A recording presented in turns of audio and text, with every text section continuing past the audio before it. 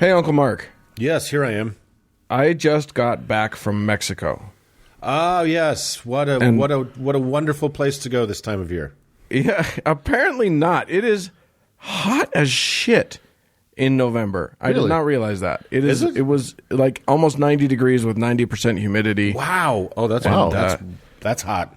I found myself in the very same jungle that Predator was filmed in. Oh, cool. And no, it's very warm. It's very hot. That's hot, Dan. That's hot. It's hot there, and one of the things that you learn is that any religion that crops up in that region of the world would have to be mostly heat and bug based, is what I'm thinking. But I think that Doug's here to tell us all about the heat and the bug based religion. The Doug-based blood cults of Central America. And the Doug-based. Yeah, that's right. I am actually not all about them, but about one particular thing in detail. Okay. So I think I've really turned a corner here. I've managed to come here today to talk about a subject that is not Mormon related, not Bible related, and which is not a total bummer. So what? That's something. You're on the wrong podcast, buddy. Today I want to talk about the end of the world. Oh, yeah. Or at least an end-of-the-world prediction that came and went with little fanfare and was essentially an ancient version of Y2K. I feel like there was some fanfare. I feel like the fanfare. There was a little bit of fanfare. If you're not old enough to know what Y2K is, just know that I hate you. So let me set the stage for today's subject, and like Uncle Mark, I'm going to ask you to come back with me, if you will, to a headier time when Game of Thrones had just wrapped up its second season and hadn't yet been ruined by two frat boy gym buddies. Barack Obama had just spanked the garments off local oligarch Mitt Romney. Oh, say local oligarch 3 times.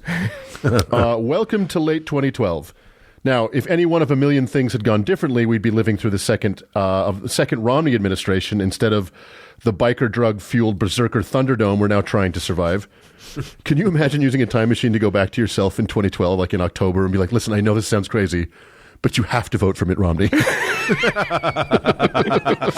Just do it. I can't tell you why, because you won't believe me. You won't believe me. Anywho, late 2012 was also important, at least to a certain set, for a very different reason, specifically December 21st, 2012, because that's when it was said the Mayans, who very much failed to predict the end of their world, predicted the end of ours. Now, true or not, this idea was well known around the globe at the time, not least because Roland Emmerich's colossally stupid movie 2012 was an international blockbuster with the tagline, "We were warned." This was a movie, by the way. Can I just add a bit of color? Of color? He's a really nice guy. Fair enough. Yes, I shared a table at a McDonald's with him, and he ate it. It's true. I had a Big Mac, and he had a Happy Meal, and I'm not even lying. And that's just, a little color there. I actually have heard that he's actually quite nice. That doesn't change the fact guy. Yeah. He makes very bad movies. Yeah. And this movie, by the way, 2012, was a movie so determined to prove its own pointlessness that it was released in 2009. So, now... Well, you got to get ahead of it. Yeah. You can't... I mean, if you release 2012 and 2014, you've already missed it. The window is... That's true. And the world's gone. Yes, but it was a movie so forgettable that it was completely forgotten by 2010. I'll be honest, I had forgotten that movie existed. Until you said it. I was like, right. Do not watch that movie. Okay, so like many of the subjects we've talked about on this show, there is a nugget of truth buried deep inside this conspiracy theory. But as we've also said many times before, a little bit of science mixed in with a whole lot of dumb can be a very bad thing. And dumb this was, yet convincing enough to people around the world that there was panic buying of candles in China, tinned goods and matches in Russia, an influx of believers to the French Pyrenees under the belief that a UFO would scoop them up at the last second. Yeah. And, Classic. Of course, pilgrimages... Is that why we were there? I forgot. And, of course, pilgrimages of turquoise-bestutted white people to the desert southwest. So, in spite of the fact that the Mayan calendar has been around since, well, the Mayans, and in spite of the fact that there are descendants of the Mayans in Guatemala that still use and therefore understand this calendar, and in spite of the fact that German librarian Ernst Forstemann decoded the calendar in the 1880s, this doomsday prophecy didn't become popular until the New Age movement in America got a hold of it in the 1970s. With books such as Mexico Mystique, The Coming Sixth Age of Consciousness, The Transformative Vision, and The Invisible Landscape brought this prophecy into popular culture. It didn't hurt that popular culture at the time, and even now, is obsessed with end-of-the-world predictions. Think the Left Behind series or the myriad doomsday cults we've covered on this show. Yeah. So let's dive into the true part of this theory and how crystal-wielding dingleberries in New Mexico got it so wrong. And I can say they got it wrong with a high degree of confidence because we are still here. Right. A disclaimer here. I am going to say a bunch of Mayan words, and I am going to say them wrong. But unless you are, in fact, a Mayan, or at least a PhD-level Mayan scholar, don't you dare fucking at me. Yeah, get stuffed. So you're inviting those people to at you. Exactly. Okay. Yeah. Okay, let's do it. The Mayan calendar is an incredibly complex and versatile system of marking time and is absolutely chock through with religious meaning as well. So basically, there are 3 main systems for marking time, and although each serves a different purpose, they are intertwined in ways that are completely mind-blowing. The fact that an ancient culture that didn't have steel or the wheel could come up with something this complex and accurate is absolutely incredible. The fact that they made it in the shape of a wheel only speaks to how a culture can be so smart and so dumb at the same time. Hey, what are you going to use that for? I thought I'd chisel a calendar onto it. Yeah, and they probably... Could you do anything else with it? No. No. It's mostly a calendar, I think. They rolled it around to meetings, It's like here we go. There's the calendar. And that's all that's good for. So the 3 main systems are the Tzolk'in, which is basically the religious calendar based on a 260-day cycle. The Hab, which is a solar calendar and is closest to what we would consider a calendar based on a 365-day cycle. And the long count that was used to calculate large spans of time. So the Mayan number system, and therefore their calendar, are vegisimal. Vegisimal? That means they don't have meat. You can at me for that one. That is to say, it is a base 20 system instead of, say, the metric system, which is base 10, or our idiotic imperial system that is based on how many hogs head to the rod. As the Tzolk'in and the Hab run concurrently, one full cycle for each of these 2 systems to reach the same endpoint takes exactly 18,980 days, or 52 years on the button, and is called a calendar round. One thing to note, the system of marking time is far more complex than the ubiquitous circular stone calendars, which were more of a symbol. There's a ton of information, history, and symbolism on these stone calendars, but there's a lot of information that's not there. One of the most famous and iconic of these stone Mayan calendars is the one on display at the National Anthropology Museum in Mexico City, where Uncle Mark and I have been to. So it's bragging. Extraordinary. Jesus Christ. You were just bragging about Puerto Vallarta. I'm going to drop my Mexico City vacation in. It's for me. I get to brag, not you. Yeah, no, they're beautiful. Like the calendars, they're just extraordinary. Yeah, they are. Incredible, Absolutely. So if you want to follow along at home, Google that one. So the center of the calendar has a depiction most often of the sun god Tonatiuh with a flint blade protruding from his mouth, decorative ear spools, and clawed hands, sometimes with human hearts in them. He is surrounded by a record of the 4 previous creations and how they came to end. Even though our current creation, or sun, is the 5th sun, it is referred to as the 4 movement. The 4 previous creations and how they met their end are, and this is going from the top right and moving counterclockwise. Everything in the Mayan calendar goes counterclockwise. 4 jaguar, 4 wind, 4 rain, and 4 water. So in 4 jaguar, the first creation, man was killed off by jaguars. In 4 wind, it was wind. 4 rain was actually a rain of fire. And 4 water was floods. Oh, boy, you got to feel dumb about having been killed by the wind one. Like, if you were in the wind one, you got to feel like an idiot a little bit. I think the residents of Puerto Rico would differ with you on that one. Yeah, well, maybe whoever that they went outside. There was a slight Mayan monarch that went outside on a gusty day in too blousy an outfit, right? And poof, off they go. Yeah. Lessons learned. The Mayans predicted that this creation, our current one, would come to an end from earthquakes, hence 4 movement. And that's also why all the talk about the end of the world in 2012 revolved around global earthquakes. So the Tzolk'in, or religious calendar, was mostly to mark the dates of religious festivals or holy days, and doesn't really have a lot to do with the end of the world theory, so I won't spend a lot of time on it. It consists of 20 day names and 13 day numbers. Each day is given a successive number and day name, so it's 20 times 13, which is how you get to the 260-day cycle.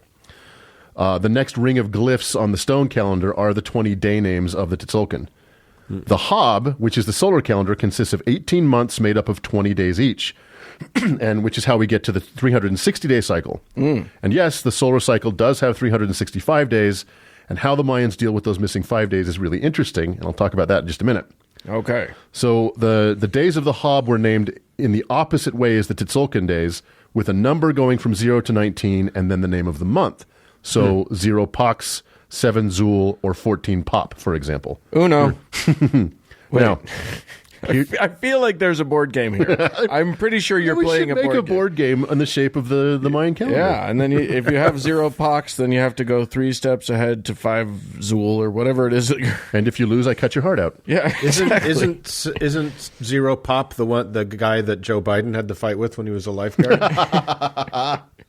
See, it all ties together. It's incredible. It's all Biden all the time with you, Uncle Mark. We got Biden on the brain today. So this calendar is crazy in its complexity. So, for example, every Hob day corresponds to a Tzolk'in day, but not every possible combination of Tzolk'in and Hob can even occur. Now, this sounds crazy, I know. It sounds ridiculous. I don't even know what I'm saying. For the Tzolk'in days, Imix, Kimi, Chuen, and Kib, the Hob day can only be 4, 9, 14, or 19. For the Tzolk'in day Ik, Manik, Eb, or Kaban, the Hob day can only be 0, 5, 10, or 15. It's fucking crazy, and it's full of patterns like this. So I'm thinking that there's some very small group of scholars who just thought, let's just fuck with everybody. This is just a bunch of pictures. We haven't figured anything out yet, but I'll bet we could trick some folks. Well, they fooled me and a bunch of other dumb people. Yeah.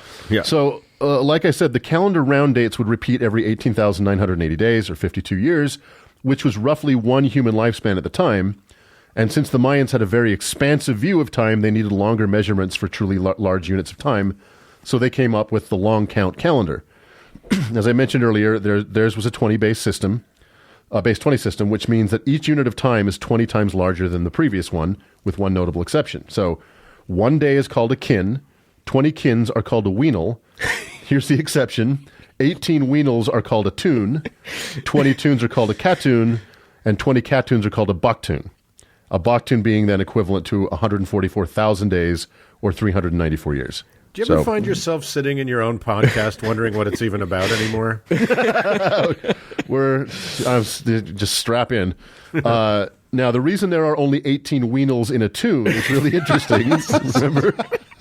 Stop laughing. That's not supposed to be funny. But it is. For the rest of my life, I will always want to know how many weanals in a tune. Doug, you're only ever funny by accident, so don't tell us how to feel. Shut up. Okay, so I'll teach you how many weanals in a tune. Each weanal has 18 days, so 18 times 20 equals 360. I'll leave it alone. 18 times 20 equals 360, making a tune really close to a calendar year, but as I hinted at a second ago, exactly 5 days short. Right. So as I've mentioned, each day of the year had a name except for these 5 days. They were simply left nameless and were collectively referred to as the Wayeb. So the 5 days of Wayeb were kind of thought of as a celestial mistake and considered to be a dangerous time when the portals between the mortal realm and the underworld dissolved. So during Wayeb, Mayans would try not to go outside and avoided washing or combing their hair, among other rituals to ward off evil. Yeah, okay. Yeah, really interesting. So I celebrate that with my hair all the time. It's a hat day for me today. It must be Wayeb. Every day's Wayeb for me. So by rolling back all of these measurements of time, Mayanists, which is the true name of a Mayan scholar, have been able to determine the Mayan date of creation. So our current creation occurred on August 11th, 3114 BCE, which would read 0.0.0.0.0, meaning 0 kins, 0 weanals, 0 tunes, 0 katoons, and 0 baktoons. Okay. You with me? Yeah. My birthday is 12.18.0.17.16. That is to say, from the date of creation to my birth, there were 12 baktoons, 18 katoons, 0 tunes, 17 weanals, and 16 kins. Got it? Got it. So, hold on, writing it down. Okay, go ahead.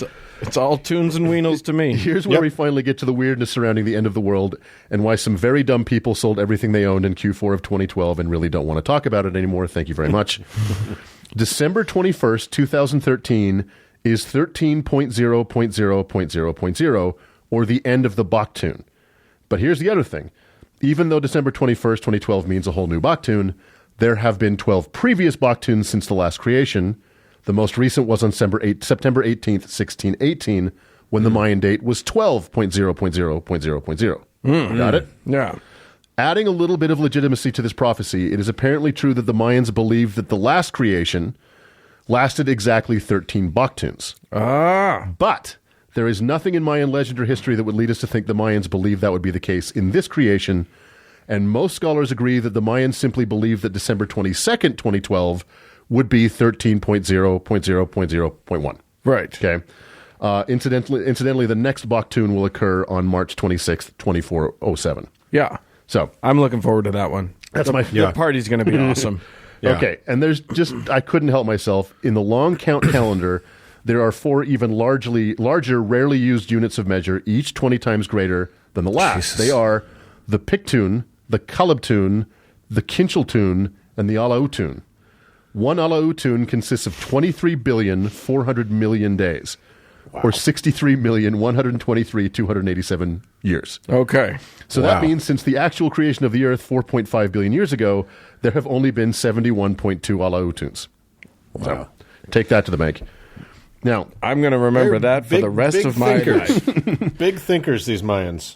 Yeah. I am only scratching the surface of this stuff. There are entire concepts like year bearers, Lords of the Night, and the 819-day count that I'm not even going to try and get into. In fact, I was barely able to wrap my head around most of the stuff I have talked about. So you can be forgiven, at least as far as it goes, for imbuing some kind of mystical import to a system as complex and exotic as this, like Kabbalah or the Kardashians. You can imagine that some New Age whack job in the early 1970s coming down off ayahuasca, realizing that the Mayans thought that the last creation lasted 13 Baktuns, and according to their own calendar, the 13 Baktuns of this creation were in a few short decades, having what passed for his mind completely blown. So all that's left is to believe that this was not merely a coincidence, but that the Mayans actually could see into the future, and to believe that their vision of the future somehow managed to miss some very contagious Spaniards. And if this podcast has taught us anything, people are that stupid. So there it is, the mystery of the Mayan calendar. Little aside, the Mayans were, I do believe the Mayans had already kind of declined as a civilization when the Spanish Yeah, they showed had, up. certainly. Like, fuck you, Mark. Well, actually, discover. No, I had a period, I went through a real Mayan period. And, I know, I remember. Yeah, and you and I ended up going to a Mayan site. If you've never been, they'll blow your fucking brains out of your head. They're so amazing. What to do? Yeah. I remember trying to understand the calendar, and I just had to stop trying. I'm like, I can't do this. So you can spend a Baktun trying to figure that thing out. Well, that's a real bummer, Mark, because it took me like 2 hours. You can bust a weenus trying to figure out this thing. So, well, I thank you, Uncle Doug, for that enlightening. Clear as mud. It was literally every bit. That was actually made more sense than when Harold Camping predicted the end of the world. So I'm going to give him partial credit. Yeah, 8 out of 10. And so tune in next week for Calendars of the World with Uncle Doug. All right, let's move on Before the next Baktun.